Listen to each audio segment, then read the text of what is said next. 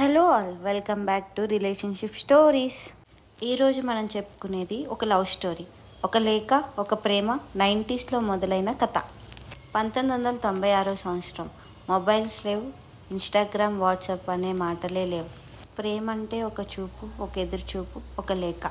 ఒక ఊళ్ళో రాము అనే వ్యక్తి ఉండేవాడు. చాలా సాధారణమైన వ్యక్తి. పెద్దగా ఆశలు ఏమీ ఉండేవి కాదు. కానీ ఒక విష్ ఉండేది, డైలీ ఒక ఫేస్ని చూడాలి అని.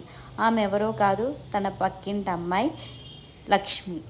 చాలా సింపుల్గా ఉండేది, కానీ నవ్వితే చాలా అందంగా ఉండేది.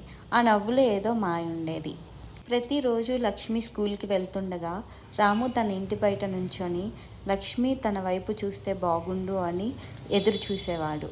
మాటలు లేవు, పరిచయం లేదు, కానీ హృదయం మాత్రం తనతో మాట్లాడేది.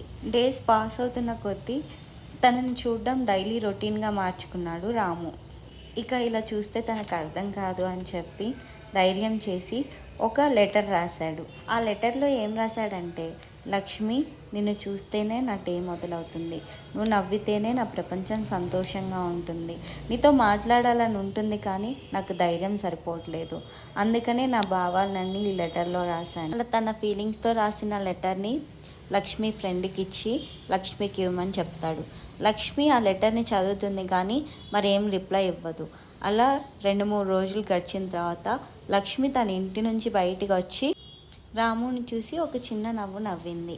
ఆ నవ్వే ఒక మాట కంటే ఎక్కువ. ఆ నవ్వే ఒక సమాధానం, నేను కూడా నిన్ను ఇష్టపడుతున్నాను అని.